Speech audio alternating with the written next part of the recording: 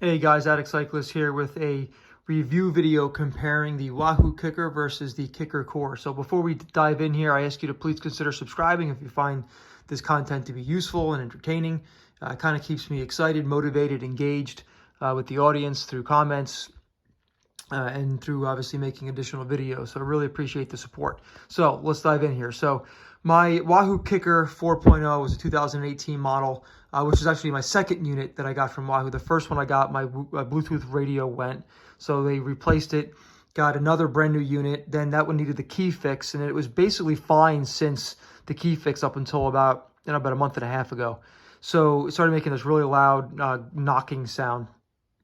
I sent Wahoo the video, my purchase receipt, and the serial number, and they were gracious to basically, kind of warranty it. I believe it was out of warranty, but they warranted it. So they had promised me that once that I dropped off my unit to FedEx with the prepaid label, that they were going to mail out the new unit, within 5 to 7 days. And so I figured, well, I don't want to be down a trainer. So my friend let me borrow his Wahoo Kickr Core because he has a Kickr bike. And little did I know, I dropped off the Kickr at FedEx and the replacement unit was shipped out the same day. So I got it 2 days later, which was now today.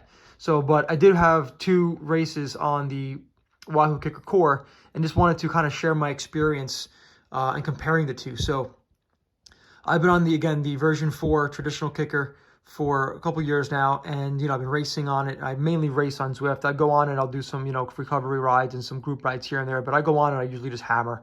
I'm not really a big indoor guy, so when I do it, I'm gonna just make it count. So I have the Wahoo Core now, and one of the immediate differences that I felt was, in the Zwift race, so typically the last lap of like a crit city kind of really cranks up in speed and pace. You have to obviously increase your power. And I noticed that because of the flywheel weight of 12 pounds versus 16 on the traditional Kickr, that the in-game avatar, I had to put a little bit more power out to kind of hold wheels normally where I wouldn't be putting out that same wattage in a pretty consistent environment, and I'm pretty consistent with my numbers. So that was one thing I noticed. And then when it came down to the sprint, I noticed that I required more power. And I felt like the avatar and my overall feel didn't allow that same feeling of like momentum that I was looking for, where, again, comparing it to the traditional Wahoo Kickr, with the 16-pound flywheel typically has. So when I'm in a sprint, I typically would, shift down a gear to keep the momentum going, where the Wahoo Core, I didn't really shift at all. I just want to keep this thing spinning. So you can see, not a huge difference, but, the width of this flywheel here on the Core versus the traditional, it's got a little bit more width to it. Again, it's only about 4 pounds. And another thing I noticed was, again, I'm on basement floor with some thick padding, and I'm on top of this mat here, sweat mat.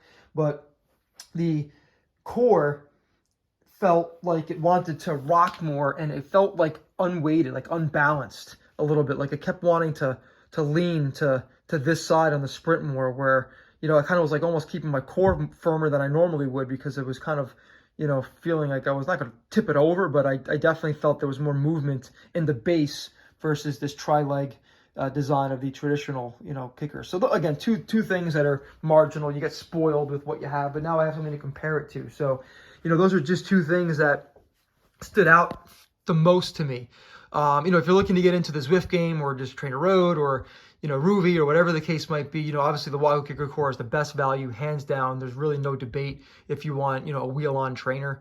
For the price of the Wahoo Core and the Kickr Climb, you're basically not too far off from just the standard price of the traditional Kickr. So, if you're looking to kind of enhance your overall experience and don't want to break the bank, the Core and the Climb are the way to go.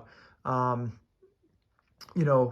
think that's probably where most people would go. So again, just 2 things that I felt there was a difference in racing, where again, I'm a little bit spoiled here on my older units. So yeah, I just wanted to kind of share this feedback. I never really had the Core to compare to, and so I had it for a few days now. I'm going to be giving it back to my friend after I install this cassette.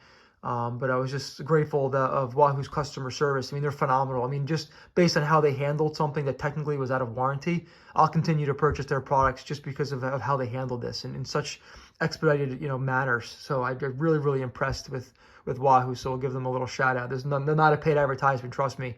But again, just really, really happy with how fast they moved on getting this thing replaced. So I ask you to please like and like I said, subscribe. Please feel free to leave any comments or questions. I love engaging with some of the viewers and kind of going back and forth with some dialogue. So kind of help answer more questions that I might not have touched on, or maybe some experiences that you had versus these two to share for some of the audience. So again, I appreciate it, the views and the support. Be well.